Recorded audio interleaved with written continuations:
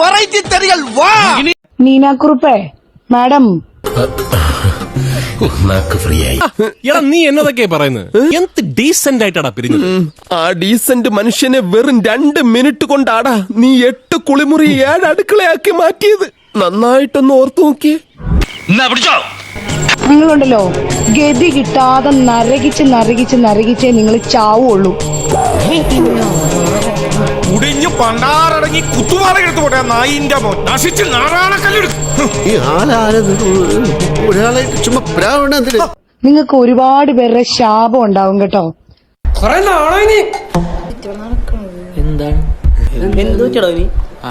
ഇതിന്റെ പേരിൽ എന്നെ കുറിച്ച് എന്ത് കംപ്ലൈന്റ് ചെയ്താലും നിങ്ങൾ എന്ത് കോപ്പ് ചെയ്തെന്ന് പറഞ്ഞാലും എനിക്കൊരു പുല്ലുമില്ല. ഞാൻ മഹാവൃത്തികെട്ടവനാ. അത് തന്നെ ആദ്യം മനസ്സിലാകാൻ പോകുന്നതേ ഉള്ളൂ കേട്ടോ. സാർ ഇപ്പൊ പറഞ്ഞ ചീത്ത മുഴുവനും ഞാൻ കേട്ടു, ഒക്കെ മനസ്സിലാവുകയും ചെയ്തു. അത് എന്തിനാണെന്ന് കൂടി ഒന്ന് പറഞ്ഞാ എനിക്ക് മനസ്സമാധാനത്തോടെ ഇരിക്കാലോ. ഒരു ആർട്ടിസ്റ്റിനെ ഒരിക്കൽ ഞങ്ങളുടെ ഒരു ഡാൻസ് കഴിഞ്ഞിട്ട് എത്ര സമയം കഴിഞ്ഞിട്ടാണ് നിങ്ങളുടെ ഫാഷൻ ഷോ ഉള്ളത്? ആണോ? കൊടുങ്കാറ്റിൽ ആന മാറിപ്പോയപ്പോഴും അവന്റെ അമ്മായപ്പന്റെ കോണവും മാറിയ കഥ എനിക്കറിയാലോ ഏത് പ്രോഗ്രാം കഴിഞ്ഞിട്ട് ഏത് എങ്ങനെയെന്നുള്ളത്. സമരം ചെയ്യണോ എന്ന് അന്നേ ഞങ്ങൾ ആലോചിച്ചതാ.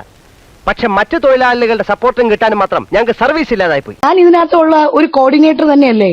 കലാകാരനല്ലാത്തവരെ സമൂഹം അംഗീകരിക്കില്ല. നീ സമാധാനിക്കല്ലോ. ആ കൊച്ചിന് കോസ്റ്റ്യൂം ഇട്ട് നിന്നൊരു കൊച്ചിനെ സ്റ്റേജിൽ കയറാൻ നിങ്ങൾ സമ്മതിച്ചിട്ടില്ല. ഞങ്ങളോട് ചിറ്റമനയമാണ് കാണിക്കുന്നത്. നിങ്ങളടുത്ത് വേണ്ട വേണ്ട വേണ്ട വേണ്ടെന്ന് ഞാൻ വിചാരിച്ചിട്ടുണ്ട്. നിങ്ങൾ എന്ത് പട്ടി ഷോയാണ്.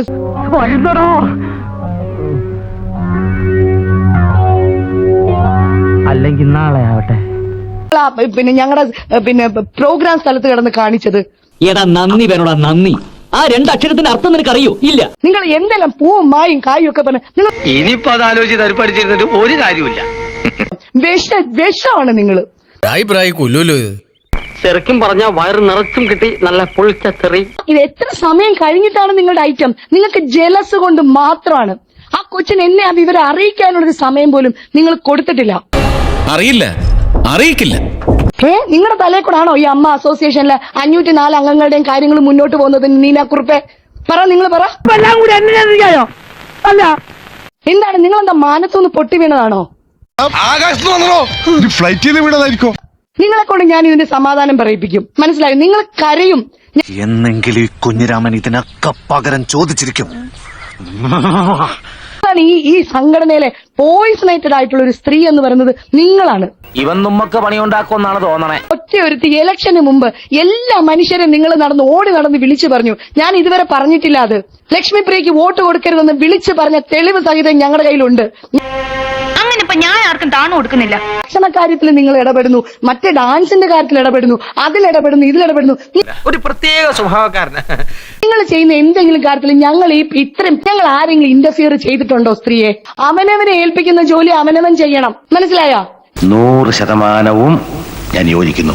നിങ്ങൾ ചെയ്ത് ഒട്ടും മര്യാദയായില്ല. കിട്ടേണ്ടതൊക്കെ കിട്ടിയല്ലോ.